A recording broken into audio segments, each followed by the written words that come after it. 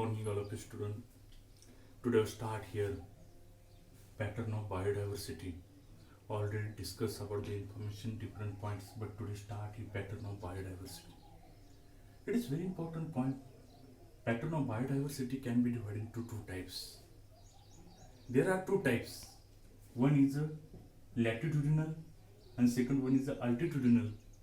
Two types of gradient and species area relationship. Another point, species area relationship. One point A is latitudinal altitudinal gradient and second one is a species area relationship. Now first to discuss here latitudinal and altitudinal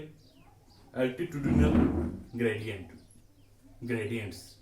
Biodiversity bearing arid, semi-arid and aquatic habits show latitudinal and altitudinal gradient. आता याच्यामध्ये पहिला जो आहे तो लॅटिट्यूडिनल gradient आपण बघूया. Ecological study have revealed that the distribution of the diversity and is not uniform around the globe. These are the all diversity is distributed everywhere. कुठेही अशी all distributed काय झालेली ही biodiversity not uniform equal uniform मध्ये ही काय diversity दिसत नाही. फॉर एक्झाम्पल एक श्रब म्हणजे सगळी एका युनिफॉर्म मध्ये सर्वच्या सर्व श्रब. फॉर एक्झाम्पल हा एरिया एक प्लॉट आहे 25 एकराचा. ह्याच्यामध्ये अशी बायोडायव्हर्सिटी नाही की या ठिकाणी श्रब आहे, हे श्रब आहे, श्रब एका लाईन मध्ये सर्व श्रब आहेत. म्हणजे युनिफॉर्म डिस्ट्रीब्युशन होत नाही ह्या बायोडायव्हर्सिटीचं. म्हणून is not uniform around the globe. He uniform मध्ये ही बायोडायव्हर्सिटी नसते. तर spaces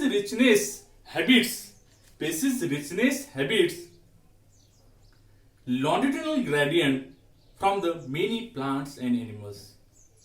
Lot of rich animals present inside the any latitudinal gradient and so rich animals and rich plants present there. म्हणजे फक्त त्या ठिकाणी species richness exhibits latitudinal gradient for the many plants and animal. अनेक प्रकारचे plants आहेत, अनेक प्रकारचे animal आहेत याच्यामध्ये.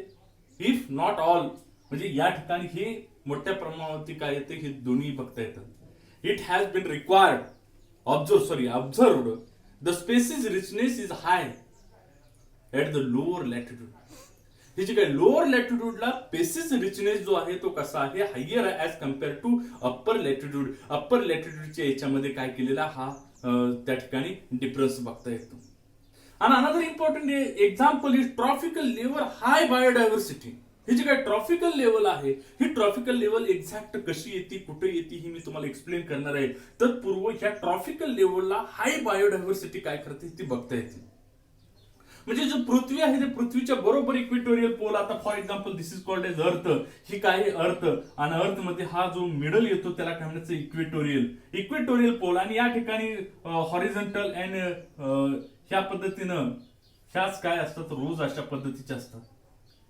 आता या ठिकाणी झिरो हा या ठिकाणी झिरो इक्वेटोरियल पोल असतो. या ठिकाणी काय तर 23.5 आणि या ठिकाणी काय तर 61.5 काहीतरी असं अशा पद्धतीचं हे ऑब्झर्व करता येतात. हा इक्वेटोरियल पोल म्हणजे या ठिकाणी हा जो इक्वेटोरियल पोल आहे हा कुठं येतो तर हा बरोबर मिडल मधून येतो जो भारतामधून पास झालेला आहे इक्वेटोरियल पोल. आणि ह्या इक्वेटोरियल पोल मध्ये काय असतं ही ट्रॉपिकल लेवल जे आहे higher quantity or richness of the plant and richness of the animals large quantity. या ठिकाणी काय केलं away from the equatorial pole पासून जसं इकडे जाईल तसं काय येतं प्लांट्स आणि अॅनिमलचं जे डिस्ट्रीब्युशन आहे ते काय होतं कमी होत जातं. म्हणजे ट्रॉपिकल लेवल जे आहे ही ट्रॉपिकल लेवल म्हणजे याच्यावरती रोज आहेत, हॉरिझॉन्टल रोज आहेत, व्हर्टिकल रोज आहेत. नॉट गोइंग टू डिटेल आपल्याला ती अक्षांश अँड ती काय रेकोरतन हे आपल्याला डिटेल जायचं नाही. तर या ठिकाणी काय समजायचं आहे की ही जी काय इक्वेटोरियल पोल आहे या ठिकाणी वर्ड काय ट्रॉपिकल लेवल जे आहे tropical area have less often expressed and drastical distribution there is a periodical gradient means observe the pole. ह्या पोल पासून जर ऑब्झर्व केलं तर अशा पद्धतीने ड्रास्टिकली चेंजेस ऑब्झर्व होतील. अशा पद्धतीने चेंजेस याच्यामध्ये such stability over million year might have be favoured speciation या ठिकाणी बघता येतं. तर या ठिकाणी स्पेसिएशन आहे. तर त्यानंतर त्याच्या पुढे scientist also have been considered availability, more trophical, already factor responsible for the other remaining all factor responsible. Why? What is behind trophical level? High plants and high animal means species diversity richness present on the trophical level because is so other remaining all factor responsible there. जे काय बाकीचे जे factor आहे climatic factor असतील weather असेल temperature असेल remaining all factor is responsible there and plants and animal will be grow is very fast there means specific diversity large quantity observe inside the tropical level. ही tropical लेवलला काय specific diversity ज्यादा क्वांटिटीमध्ये observe करता येते का तर त्या ठिकाणचं जे क्लायमेट असेल ते responsible for the plants and animal याच्यासाठी काय या डायव्हर्सिटीसाठी रिस्पॉन्सिबल आहे. आता त्यानंतर त्याच्या पुढं is in the more or less constant climatic condition and abundance of the resources म्हणजे अनेक रिसोर्सेस त्या ठिकाणी मोठ्या प्रमाणावरती आहेत. Some animal enjoy the food and preference for example आता याच्यामध्ये फ्रूट प्लांट असते being the available throughout the year. एका वर्षामध्ये अनेक फळ असे आहेत की त्या ठिकाणी एका वर्षामध्ये अनेक वेळा येतात असे पद्धतीचे असतील. अनेक प्लांट्स आहेत त्या ठिकाणी रेन फॉरेस्ट आहे व्हरायटी ऑफ द अनेक व्हरायटीज त्या ठिकाणी आहेत मोर कम्पेअर्ड ऑफ द टेम्परेट. तर या ठिकाणी अशा पद्धतीचं स्ट्रक्चर याच्यामध्ये आहे. इक्वेटोरियल पोल हा या ठिकाणी ट्रॉपिकल लेवल सांगितले where exact present tropical level and what is role of the tropical level या ठिकाणी हे सुद्धा सांगितले detail. In short species richness और diversity for the plants and animals decreases as the away from the equatorial pole already discussed here. away from म्हणजे ह्या equatorial pole पासून जसं दूर जाईल तसं काय होतं की ही जी काही पेसिफिक डायव्हर्सिटी आहे ती पेसिफिक डायव्हर्सिटी काय होती कमी होती.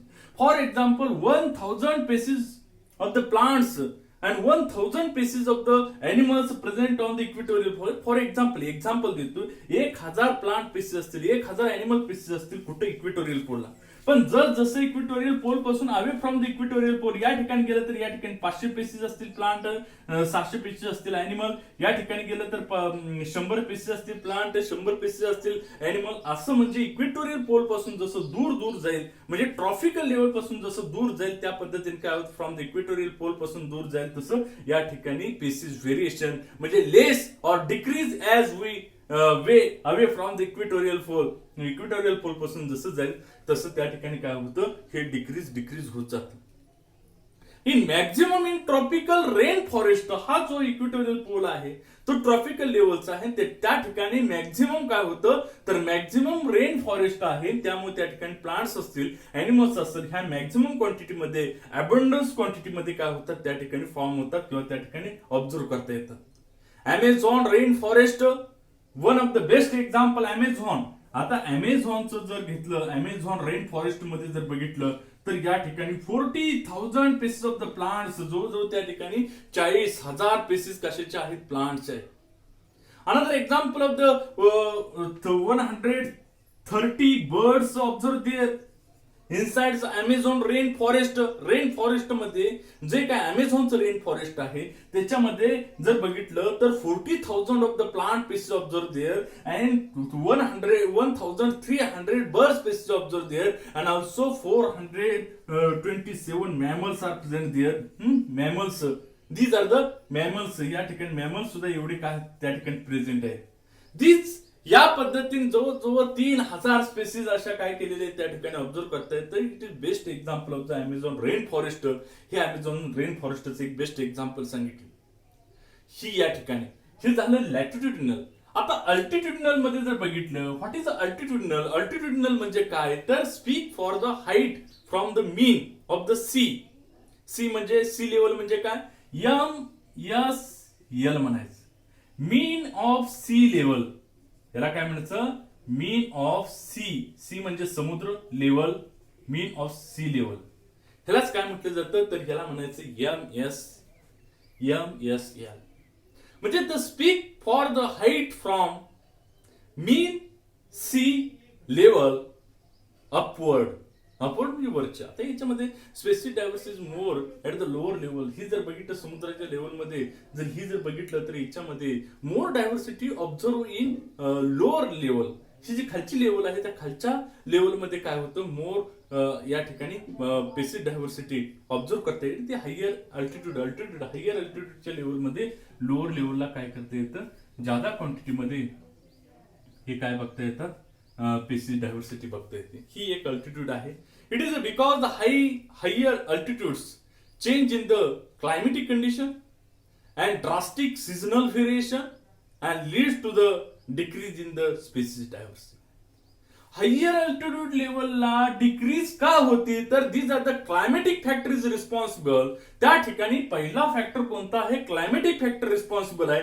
त्याच्यामुळे काय होतं, drastically changes species diversity at higher level. Higher लेवलला ही स्पेसिस डायव्हर्सिटी काय होती, चेंज होती आणि त्या ठिकाणी डिक्रीज होती. Which is responsible factor. One of the factor सांगितलेला आहे कोणता, तर त्याच्यामध्ये आता एक पहिला फॅक्टर सांगितलेला होता तो कोणता होता, क्लायमेटिक कंडिशन होती. सेकंड सांगितलेलं होतं तो कोणता, ड्रास्टिक सीजनल व्हेरिएशन आहे. सीजनल व्हेरिएशन आहे lead to the decrease in the species diversity. त्यामुळे काय होतं की ती स्पेसिस डायव्हर्सिटी ही काय होत जाते, डिक्रीज होत जाते हायर अल्टिट्यूडला एज कम्पेअर टू लोअर अल्टिट्यूडला. हे ड्रास्टिकल चेंजेस क्लायमेटिक कंडिशन ह्या चेंजेस होत नाही. त्यामुळे काय होतं की त्या ठिकाणी higher species diversity observe at the lower level. Lower लेवलला लोअर अल्टिट्यूडला काय करता येतं, बघता येतं. आता त्याच्या पुढे एक दुसरा पॉइंट येतो, तो कोणता आहे, तर या ठिकाणी पहा,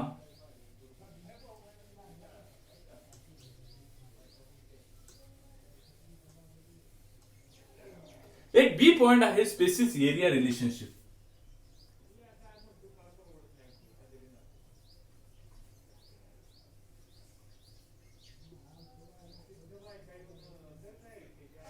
spaces area relationships A point झाला हा, बी पॉइंट या ठिकाणी सांगितले. आता याच्यामध्ये स्पेसिस एरिया रिलेशनशिप मध्ये काय सांगितलेलं आहे, तर त्या ठिकाणी रिलेशनशिप एरियानुसार कसे आहे, show inside the graph. I have discuss here, explain here later graph, but first introductory part explain here species area relationship. Scientists have tried to establish relationship between the species diversity and size of the habitat. ही relationship कशावरती determine केलेली, species diversity असेल किंवा size of the habitat असेल, याच्यावरती many सायंटिस्टनी त्यावरती काय केले, एक्सप्लेन केलेले. It is considered that the number of species present is directly proportional to the area. आता हा जो आहे तो या ठिकाणी एरिया दाखवलेला आहे. आता या ठिकाणी काय, रिचनेस ऑफ द स्पेसिस या ठिकाणी स्पेसिस वरती दाखवले, तर हा एरिया आहे. आता फॉर एक्झाम्पल हा एवढा एक एरिया घेतला, ह्या एरियामध्ये असणारी स्पेसिस डायव्हर्सिटी, ही स्पेसिस डायव्हर्सिटी याच्यामध्ये सापडणारी स्पेसिस डायव्हर्सिटी म्हणजे या ठिकाणी डायरेक्शनली प्रोपोर्शनल मध्ये जसं काही स्पेसिस रिचनेस असेल, species diversity as equal to proportional of the काय प्रोपोर्शनल सांगितले, एरिया सांगितले. आता या ठिकाणी असणारी स्पेसिस डायव्हर्सिटी कशी असेल, बरोबर या ठिकाणी अशी ही स्पेसिस डायव्हर्सिटी मोठ्या क्वांटिटीमध्ये काय करता येईल, बघता येईल. अशा पद्धती स्पेसिस डायव्हर्सिटी त्या ठिकाणी आहे. Considered number of species presently is directly proportional to the area, एरियाची प्रोपोर्शनल आहे. त्यानंतर it is understood that the larger area may have be more resources. आता हा एरिया जर जादा असेल तर त्या ठिकाणी रिसोर्सेस म्हणजे स्पेसिस डायव्हर्सिटी सुद्धा काय होणार आहे, जादा होणार आहे. म्हणजे या ठिकाणी it can be distributed among the inhabitant species. काय इनहिबिटंट स्पेसिस सुद्धा असते. It does this always hold true. आता त्यानंतर जर्मन नॅचरलिस्ट एक होता,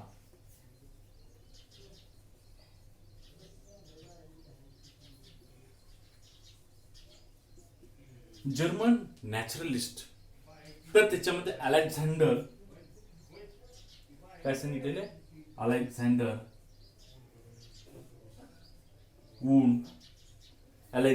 वून हम्बोल्ट.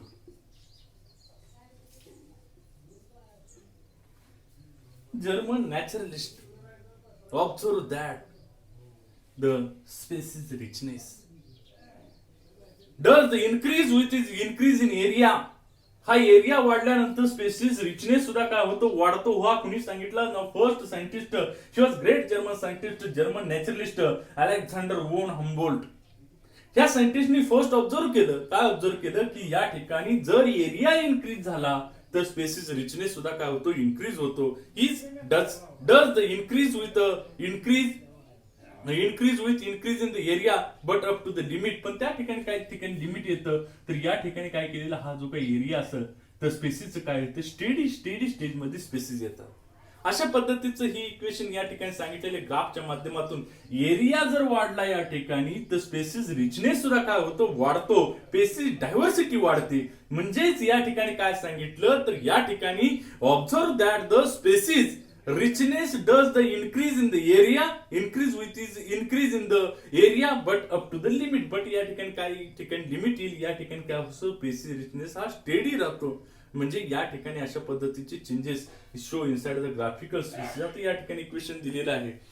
तर इक्वेशन कशा पद्धतीने सांगितलेलं आहे पहा. तर यामध्ये graph showing the species area relationship, area इकडे दाखवलेला आहे, स्पेसिस रिचनेस इकडे दाखवलेला आहे.